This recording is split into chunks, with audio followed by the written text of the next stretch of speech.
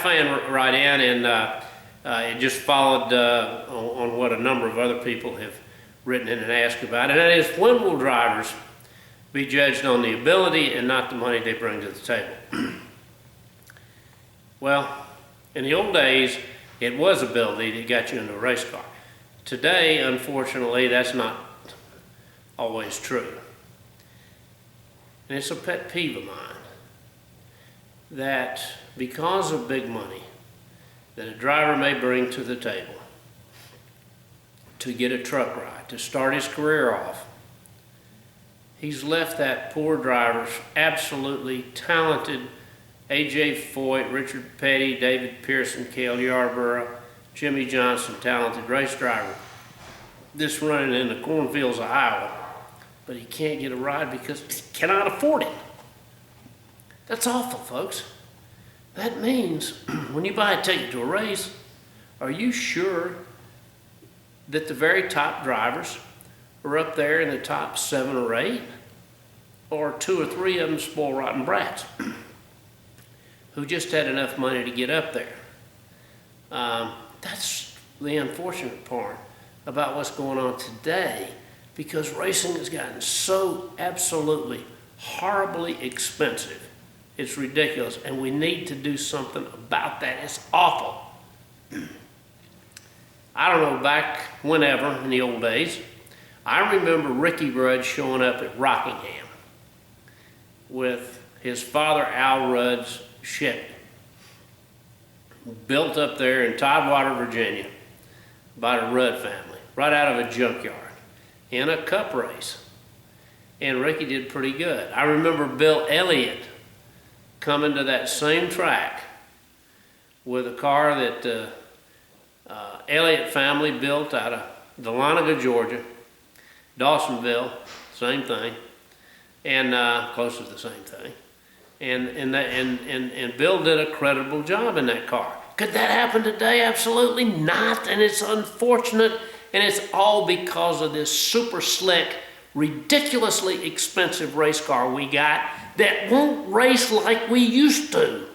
That's the crazy part about it is, because the guy gets out and lead, he's gone. It's because of these $5,000 shocks, these ridiculously expensive springs, and all that other stuff which we need to throw away. They'd make great crappie beds, folks. Crappie fish love to be around old springs. Okay, so let's throw them all in the river.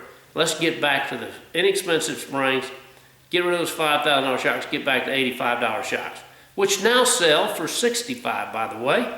We only ran 212 miles an hour at Talladega with those same shocks with Bill Elliott in the car. Why won't they work today? They will. This is entertainment, folks.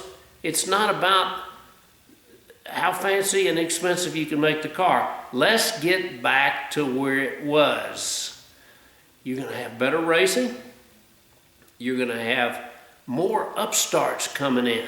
There is nothing that sells tickets better than an upstart. A young guy that comes along and does something nobody else can do. This is entertainment, folks. You buy tickets. You want to see a good show. You want to see people passing each other. Let's get back to that. The only way to do it is get rid of these terribly expensive race cars.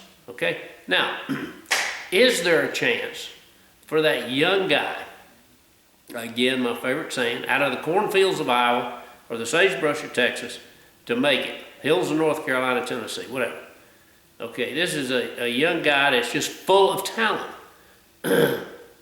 But he doesn't have the means to move out of that dirt track in Bulls Gap or Kingsport or the front cars out in Skagit, Washington, or up in Lebanon Valley, Howard Commander's track, to a truck. How do we get rid of that? You know, in the old days, we keep talking about the old days, but there was something very good about that. When Harry Gant could take the car that he ran the Hickory Speedway with, slick the body up a little bit, put a little better engine in that thing, and bring it down to Charlotte and run in the Saturday 300 miler. And bring all his fans from Hickory to boot. We can't do that anymore. It's ridiculous that we can't do that.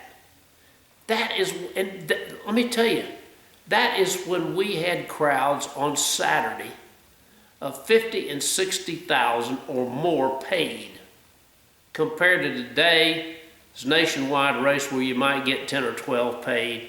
If you're lucky, you might get 18. But I've seen some pitiful crowds for nationwide this year, particularly the Indianapolis Motor Speedway, and Chicago was awful. I've had more people at dirt track races than I think that were at Chicago for that race. So we got to get back to where we were, because where we were worked. And that is, give a place for that Saturday night guy to do it. They said, oh, no, he'll kill him. Yaki. We didn't kill him then. It was racing. They did a good job. They were washed, but it wasn't mayhem. And racing is a little bit about mayhem, isn't it? Isn't that what we buy a ticket to see, a little mayhem? Let's put a little mayhem back in it. We don't want to hurt anybody, but you got to have mayhem. Without mayhem, what do you got? Dull, boring races. That's not the thing to do. So we got to give that chance. They got to give that young guy a chance to get up there and do it. And we're not doing that now. I'm telling you, we're not doing it. You know that. Got to change. Or something will come along and change it for us.